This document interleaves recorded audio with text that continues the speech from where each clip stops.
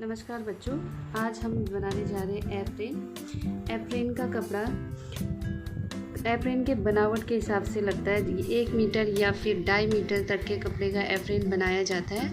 यहाँ हम एक सिंपल सा एप्रेन बनाएंगे। उसके लिए हमें 1.5 से लेकर 2 मीटर तक कपड़े की आवश्यकता होती है। जो उसमें स्ट्रिप्स लगाए जाते हैं उसमें किस तरीके से हम लगा रहे हैं उस हिसाब से कपड़ा कम या ज़्यादा लगता है। सबसे पहले हम एप्रेन की लंबाई देखेंगे। लंबाई हमारा जैसे ये सेंटीमीटर आपका इंच टेप है, तो लंबाई हम 30 या फिर 35 इंच अपने हिसाब से हम लंबाई इसमें रख सकते हैं। तो इस हिसाब से एप्रेन बनाया जाता है। एप्रेन की लंबाई 30 से लेकर 35 इंच तक रख सकते हैं। 35 अगर हमें 30 इंच की लंबाई का एप्रेन चाहिए तो हम उसमें 30 इंच में हम निशान बनाएंगे और इसके बाद जो एक्स्ट्रा कपड़ा है वो फाड़ दिया जाएगा। लेकिन अगर हमें 35 इंच बनाना है, यानी कि उसमें तैयार हमको 33 इंच मिलेगा। 35 तो हम 35 में निशान बनाएंगे और 33 इंच का हमें एप्रेन तैयार मिलेगा। अगर हम 30 काटते हैं तो 28 इंच का 28 इंच लंबा हमको एप्रेन तैयार मिलेगा, क्योंकि आधा कपड़ा थोड़ा सा कपड़ा यहाँ पे फोल्ड होगा और थोड़ा सा कपड़ा जो ऊपर का पार्ट है हमारा यहाँ पे फोल्ड होगा, तो 2 इंच उसमें कम हो जाते हैं। एप्रेन की लेंथ के नापने के बाद हम इसे कटिंग करना शुरू करते हैं। तो ये सबसे पहले हम तीरे का आधा हम नापेंगे इसमें सबसे पहले। तो इसमें 6.5 इंच ये आपका वयस्क व्यक्ति के लिए जो एप्रेन तैयार किया जाता है उन सभी व्यक्तियों में ये या फिर सभी लोगों में ये फिट आ जाएगा। तो 6.5 इंच में हम इसको निशान बनाएंगे। 6.5 इंच साढ़े तीरे का आधा होता है। तो इसके बाद जो हम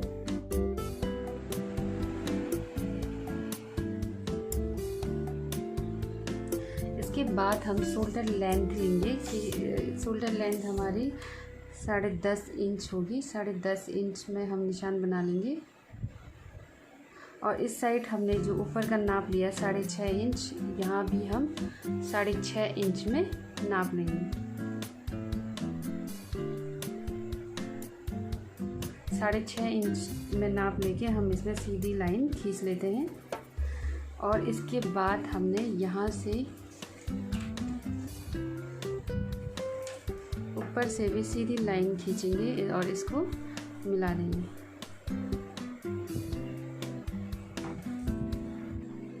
अब हम नीचे चेस्ट का 1/4 प्लस 1.5 इंच लेंगे। तो इसमें हमारा होगा, जिसकी चेस्ट 46 इंच है उसके हिसाब से हमारा 13 इंच में हम निशान बनाएंगे और इसी तरीके से इसमें भी सीधी लाइन ड्रॉ कर देते हैं।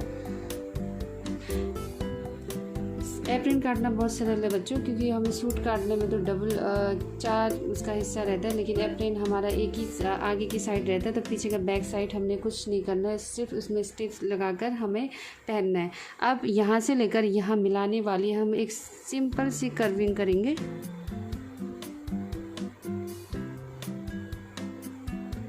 अगर कर्विंग आप लोगों से सीधी ना हो या फिर अच्छे से गोलाई नहीं आती हो तो हम यहाँ कर सकते हैं इस तरीके से लाइन खींच के 4 इंच की लाइन 4 इंच में यहाँ निशान लगा देंगे और इस निशान में यहाँ से आने वाली लाइन और यहाँ से आने वाली लाइन को मिला देंगे। तो हमारा सिंपल कर्व तैयार हो जाता है।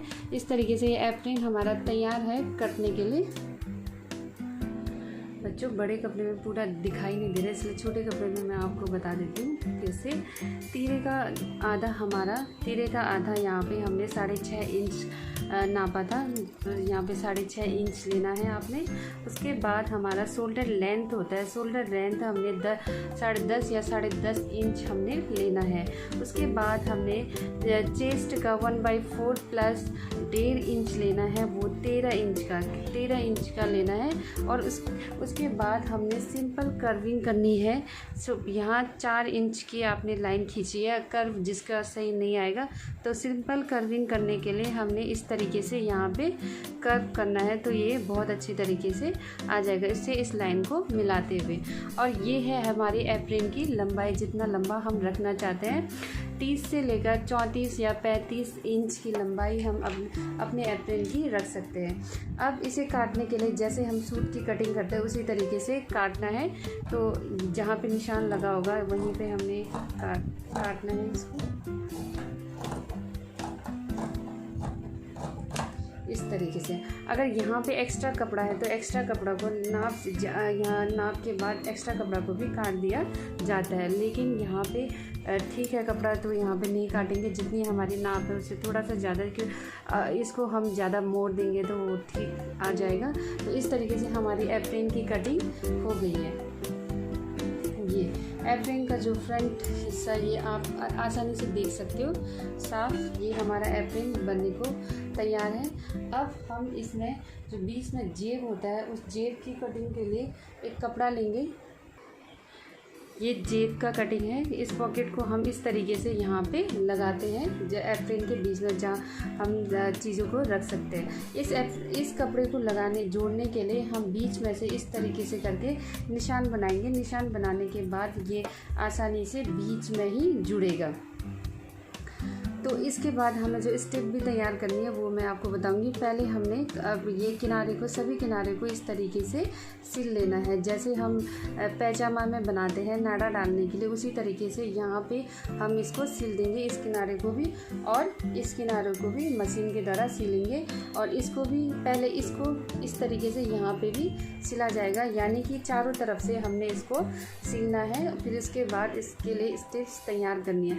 अगर हमें लंबा स्टिप्स, जैसे मैं आपको दिखाऊंगी, लंबा स्टिप वाला एप्रेन बनाते हैं तो उसके लिए ज़्यादा कपड़े की आवश्यकता होती है, लेकिन वो एप्रेन बहुत अच्छा बनता है। लेकिन हम धागे को या फिर स्टिप्स को यहाँ पे जोड़ना चाहते हैं, जोड़ के बनाते हैं सिलाई के माध्यम से, तो उसमें कम लगेगा। उसके लिए 27 इंच लंबा हमें दोनों साइड के लिए स्टिप तैयार करके रखना पड़ेगा बाद में जोड़ने के लिए। और जो गर्दन का वाला हिस्सा होता है जो उसमें हमने 24 इंच लंबा हम स्टिप्स तैयार करके रखेंगे और इसमें जोड़ देंगे। बच्चों, ये हमारा छोटा सा प्यारा सा एप्रेन तैयार हो चुका है। अब जो हमने इस तरीके का रस्सी तैयार करेंगे, स्टेप्स को हम इस तरीके से लगाएंगे। लगाने के लिए मैंने यहाँ पे इस तरीके से जगह छोड़ा है बच्चों। मैं जैसे नाड़े को डाला जाता है पैजामा में, उसी तरीके से यहाँ पे भी डाल दिया जाएगा, एक इस साइड से और इस साइड से। मैं दो तरीके से आप लोग को बताती हूँ। इस तरीके में पहले हमने यहाँ पे इसको डाल देना है।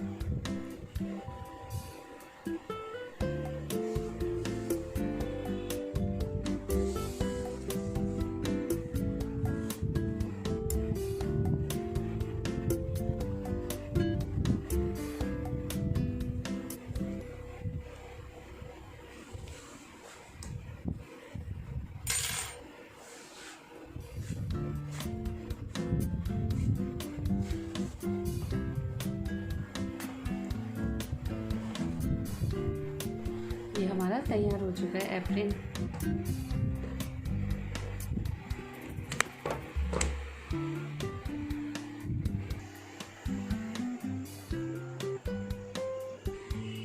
दूसरा तरीका स्टिप्स को बनाने के लिए हम इसमें ये डालने का नहीं बनाएंगे, बस यहाँ पे हम ये बनाया और यहाँ पे इसको जोड़ देंगे और यहाँ पे इसको जोड़ देंगे और यहाँ पे भी अलग से यहाँ और यहाँ पीछे की बैक साइड से हमने इसे जोड़ना है। लेकिन इस तरीके से बनाने में ये फ़ायदा है कि हम इसको कितना भी टाइट कर सकते हैं और कितना भी हम इसको लूज छोड़ सकते हैं। इससे ये खींचा जा सकता है धागा और ये बिल्कुल मतलब हम मोटे भी हैं तो फिट आ जाएगा और पतले भी हैं तो पूरी तरीके से हमारे बॉडी में फिट आएगा वो।